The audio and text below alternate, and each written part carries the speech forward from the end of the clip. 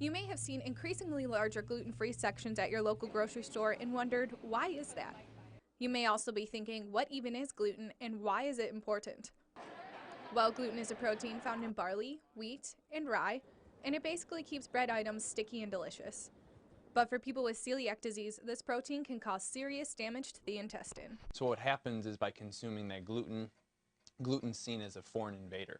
So their immune system goes berserk and goes crazy and starts attacking this gluten in their small intestine, and that causes a lot of malabsorption.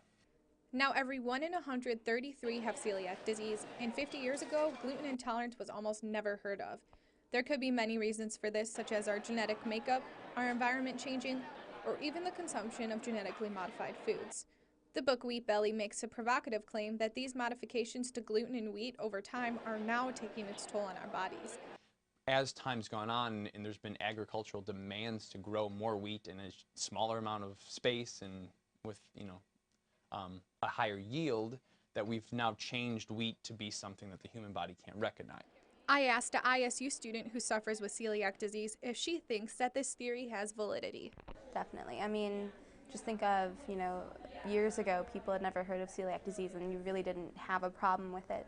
Over the years, people are trying to make things, look better and taste better when really, organic food is kind of ugly, but it's good for you. There has recently been a lot of research on GMOs and gluten sensitivity.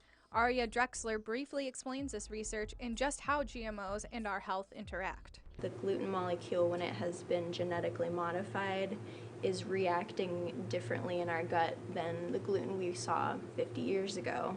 And that can actually have an impact on our gut bacteria. And the gut bacteria, that's where about 70% of our immune system is found.